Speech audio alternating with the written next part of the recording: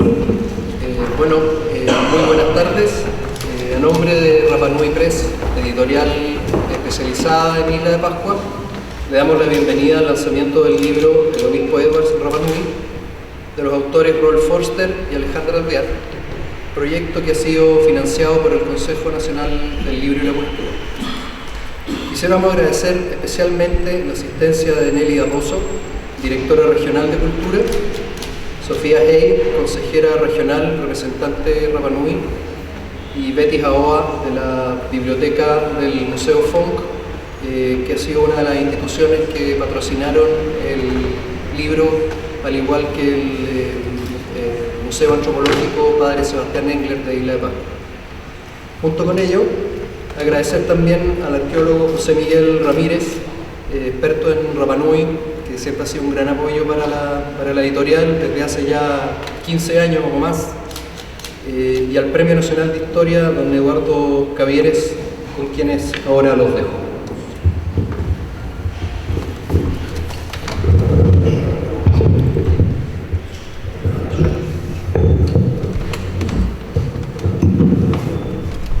Yorana Curúa.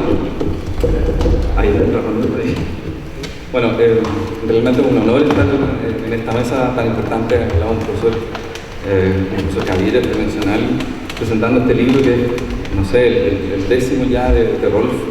Y la verdad es que yo como arqueólogo me siento un poco intimidado aquí porque tengo algo que ver en el tema, porque me interesó mucho la historia desde que tuve alguna conexión con Rapa Nui hace largo tiempo, una conexión más directa, desde luego, al llegar a Rapa Nui la primera vez en el año 87 y conocer en persona la situación contada de los propios Rapa Nui, que es muy distinto cuando uno lo lee, incluso leyendo antecedentes que pueden ser muy dramáticos, como por ejemplo aquí veo a Patricia Stambuk en su último libro sobre Terongo, los relatos de la época oscura, de la época un poco que tiene que ver con este libro.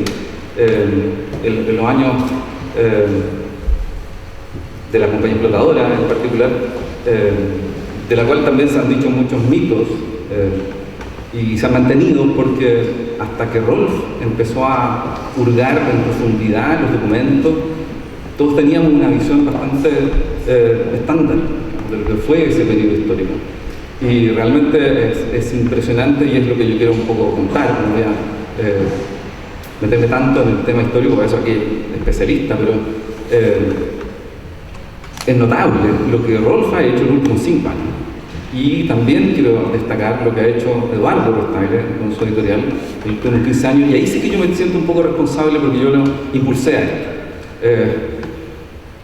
De alguna forma Rolf me ha reconocido en alguna parte de la historia, porque hay muchos personajes interesantes de la historia, y son los personajes los que hacen la historia, no son las instituciones, son personas, son con nombres y apellidos, como es en este caso Monseñor Edwards, pero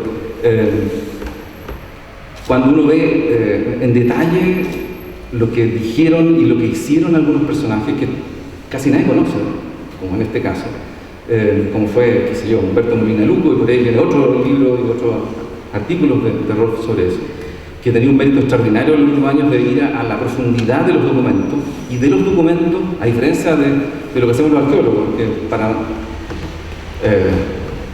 desde la arqueología, lo que nosotros hacemos con nuestros documentos es destruir el soporte, que es el contexto. Con suerte vamos a tener algunos elementos dispersos de lo que son los artefactos, pero el contexto, la matriz, el soporte de eso, lo destruimos. En el cambio, un antropólogo, un historiador, trabaja con el soporte y a través de eso reconstruye el espíritu de la época, a través de las pequeñas historias se logra entender mejor lo que hay detrás muchas veces de esos documentos. Sobre todo cuando uno recopila la abundancia de documentos que ha podido recolectar con una paciencia y una dedicación extraordinaria, que no había hecho nadie hasta ahora. Es decir, si uno revisa la bibliografía, la historiografía de Rapa Nui, hasta Rolf, hay un antes y después de Rolf, y disculpa que sea tan amigo, pero es cierto. Es decir, la cantidad de documentos que ha recopilado y que ha estudiado Rolf en los últimos años es sorprendente. Y de hecho está instalado aquí en Valparaíso porque aquí encontró una veta, una mina de oro de información y le estaba sacando el jugo. A diferencia de lo que hacemos los arqueólogos, que es muy difícil meterle carne al esqueleto. quedamos con algunos artefactos y es muy difícil lograr darle sentido muchas veces. Las interpretaciones que hacemos muchas veces son muy personales, tal vez tratamos de integrar conceptos antropológicos, la etnografía, lo que se pueda, pero siempre terminamos un esqueleto, a diferencia de la historia, que se basa en documentos mucho más amplios. Entonces, una cosa notable de este nuevo libro, y ya son como 12, es ver desde la documentación una reinterpretación de una historia que parecía muy conocida. No entra en el detalle, pero yo esperaba que esto funcionara y por eso que no quiere funcionar.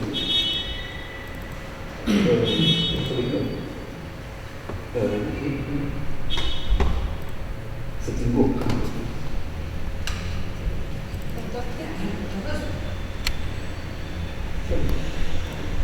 A veces ocurre esto. O ponerte hace 10 minutos funcionar.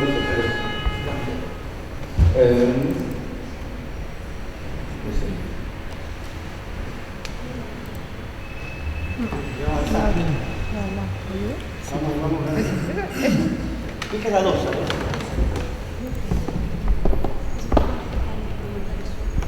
Aumenta el zoom. Aumenta el zoom. Ahí. Sí, pero no, eso no puede bajar ahí. Ahí con el máximo podemos funcionar. Entonces, bueno, yo quería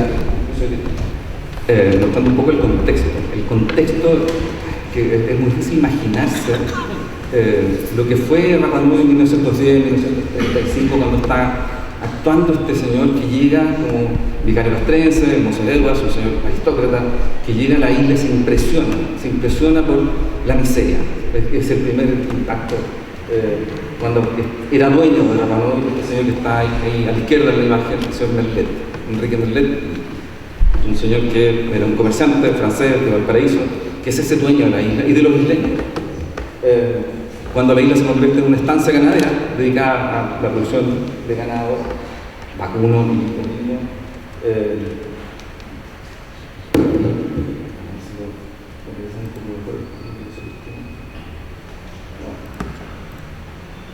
bueno, más o menos es interesante asociarlo a las imágenes porque si uno se imagina lo que fue en 1910 con un barco al año desde Valparaíso, 200 personas que venían de una época mucho más dura, de la época de la miseria producida por la esclavitud y las epidemias que llegaron casi al exterminio de los Rapa Nui, cuando realmente ocurrió el colapso prácticamente social de Rapa Nui, que no fue el colapso famoso que también hemos recibido como un mito, ¿cierto? El colapso de 1700, cuando se destruye el bosque y se botan los moai intencionalmente y viene la decadencia social.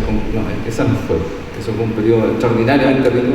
El periodo realmente difícil para los Rapa Nui fue 1862-64 con la esclavitud y las epidemias. Eso sí que llegó a un extremo y casi el colapso social.